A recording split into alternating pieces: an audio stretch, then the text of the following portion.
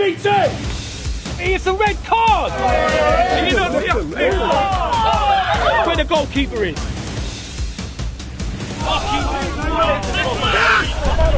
You need to get some more money out, Robbie.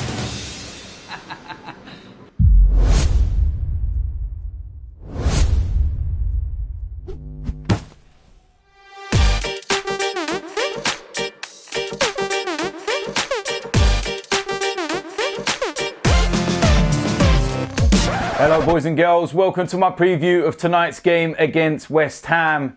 And yeah, I'm not looking forward to this game in any way, shape or form. Normally when we get the Monday night game, I'm gutted because we have to spend all weekend waiting for the match. But I have actually enjoyed my weekend because I knew that Arsenal would not fuck it up. We go into a Monday, typically the one day of the week where we all kind of go, Monday. Even more so because I know Arsenal are playing tonight. And I've pretty much got the thoughts that they're going to make it even worse. I've got no confidence in this game, in this team, in any way, shape or form. Is there an Arsenal fan out there that has any form of confidence? Is there any Arsenal fan that's going into this game tonight thinking, do you know what? Yeah, we could win this one actually. I think we could turn a corner. I honestly don't. I haven't seen anything. Even since Unai Emery's gone, there's been no knock-on effect of a new manager, even interim manager with Freddie Ljungberg. You look at Everton, for example, over the weekend. They go and get rid of their manager. Duncan Ferguson comes in. They're playing Chelsea at home. And look at the reaction that they got from the fans, the team, everything. We're not getting none of that, are we? It's an absolute shambles. All I've seen this past week is that it's everything to do with AFTV. It's all their fault. This is why we're losing, etc., etc. I'm bored shitless of it, to be quite honest with you. When we win, nobody mentions AFTV. When we lose, it's all our fault. So I'll tell you what, if we win tonight, then I'm taking full credit. I picked the team. I set up the tactics. I done the formation. It's me. I scored the goals. I'm taking full credit. Fucking bored shitless of it. And I'm just not looking forward to it at all. Gonna go to the game tonight with no kind of expectation, kind of hope more than anything. But even the hope is nearly diminished. It's like, what's the point? I'm bored of it. Talks of new manager coming in. We ain't got a clue who might be coming in. Talks of, you know, the ex-Valencia manager, the one that Unai Emery actually beat 7-3 on aggregate. Seriously, come on, man. It's just boring. We're in a relegation battle. It's as simple as that. Look how close we are to the relegation zone, for Christ's sake. What, we're about 4 points away. -2 goal difference. We're going into December. It ain't a couple of games gone. We're near half a season. It's a shambles, man. Forget all this top four talk and all that. My word. We want to try and stay in the Premier League. Fuck me. Oh, mate, honestly. So, listen, I'm going to try and get into the starting lineup and we'll see what happens, man. We'll see whether Freddie puts up the right formation, tactics, because I don't think he has in the last couple of games, to be honest with you. So, again, I'm going to say it. I want to see a 4-2-3-1. And I'm going to go with Leno starting off in goal. Pretty straightforward decision. I don't need to say no more on this subject. In the right back position, Hector Bellerin, I don't think he was good in the last game, but you've got to give him the benefit of the doubt. He's come back from a serious injury. He's had another little niggling knock which kept him out for a couple of games. So he's just getting up to speed, and those 90 minutes would have done him good against Brighton. So Hector Bellerin goes in at right back. In the left back position, I want to see Tierney. Kolasinac has not done too bad over the last couple of games. I thought he was pretty decent in spells against Brighton, but Tierney is the better left back. I'm sorry, he should be playing. That's why we bought him in the first place. End of story. Going to move into the centre-back areas, and it's just kind of like, what do you do?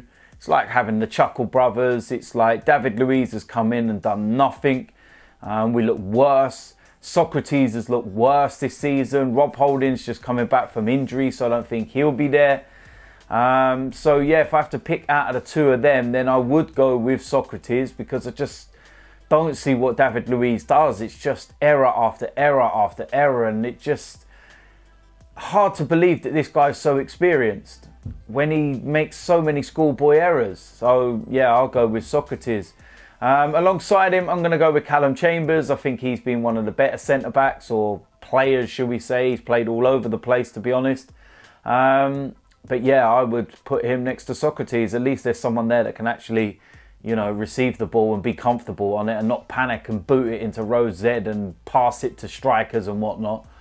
Going to move into the midfield. First of all, in the two in front, I'm going to go with Lucas Torreira. And thought he had a half-decent game against Brighton.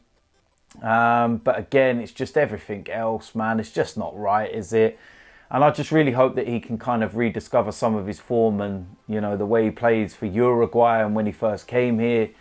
And just playing more in that preferred position of his. Because even against Brighton, he was pushed on a hell of a lot in that game. And I don't like it. I really don't like it. So, yeah, we'll start off with Lucas Torreira. Alongside him, I'm going to go with Granit Xhaka. And I think that over the last couple of games, he's been one of our best players. I thought he'd done well against Brighton the other night. He's one player that could kind of hold his head up high a little bit. But, yeah, I've said so many times in this midfield pivot, those two are our best combination. So that's what I'm going to go with. Now, with the attacking three, first of all, on the right-hand side, I'd like to see Nicolas Pepe. I thought he had a very, very good 45 minutes against Brighton. It's very easy to criticise him and for rival fans to mock and whatnot, but he was actually good. And if you actually watch the game, you'll see that. And yeah, I just want to see him start. That's why we paid £70-odd million for him. So I'd start him there all day long. On the left of that three, I want to see Gabriel Martinelli. He's the one young lad that seems to be doing things when he comes on and plays and whatnot. And I don't know, man. I just want to see him there. Honestly, I want to see him. It's as simple as that. In the middle of that three, I'm going to go with Mesut Ozil. And it wasn't a great game against Brighton. There's a lot of criticism. But I think that over the last 4 or 5 games or so, he's actually done well. If you pull it into a whole and not just one game, you know, in particular. But away game, going to be cold tonight. It's going to have to turn up, honestly, because I'm getting pissed off with it all now. I'm just bored of everything. So he's got to turn up. It's as simple as that. Up front, as the main striker, Pierre-Emerick Aubameyang. And again, like I did with the last game, I'm taking Lacazette out. I know he scored against Brighton, but I want to see Aubameyang up front now. I want to see him in his preferred position. I want to see Pepe on the one side. You know, I want to see Martinelli using his pace and doing what he does on the wing. And Ozil trying to create. That's what I would like to see now. What more can I say on the situation? So, yeah, Lacazette, I love him as a player and everything, but I just feel that, yeah, he just comes out the side at the moment for me. Keep him on the bench. It's not working, the two of them. Overplaying either right, left, and play him central, man. Play him where, you know, he thrives and he's happy as a central striker. Look how many goals he scored, and he's never really had a set position as the main striker. It's frightening how many goals he scored when you look at it in that context, but it is what it is. So there we go. That is the preview. That is the predicted lineup. As you can see, I'm not really looking forward to this game in any way, shape or form, but then tell me who an Arsenal fan that is, because I don't think there is many, to be honest. It's just crap. What will Freddie do? What lineup will he go with? What formation will he go with? Are we going to be walking to the stadium, getting the lineup and thinking, here we go again? Or are we going to be getting a lineup that actually puts a smile on our face and gives us a little hope going into it? Because the fans will be there in their numbers, as per usual. We always sell out the away games, but it's just hard at the moment, man. It's hard to get up for these kind of games. It's hard for any motivation. I know that the players and everything are saying they need the fans and everything else. Well, we need something as well. Give us something on the pitch. Seriously, it's very easy to sit there and say that you need something from us. We need fucking something from you, because it's bullshit what I'm seeing on the pitch, man. But of course, I'm going to have to be careful what I say, because some people might moan that, you know, you're affecting everyone with your comments and everything else. Fuck off. Seriously, man. Boring the fucking life out of me. But yeah, listen, it is what it is. We'll find out what happens tonight. There'll be a player ratings tomorrow, Wednesday, 7 p.m, episode 2. Blood Brothers is out. They've had to move it from Tuesday to Wednesday. So yeah, like I said, 7 p.m. on my channel. You can watch that. My first game in the Blood Brothers League is on there as well. And I'm looking forward for you guys to see that. So yeah, we'll wait and see what happens tonight. I'm not holding my breath. And yeah, it is what it is. We'll just see what happens. So hit the subscribe button, smash a like. And I'll see you lot soon. I'm out of here.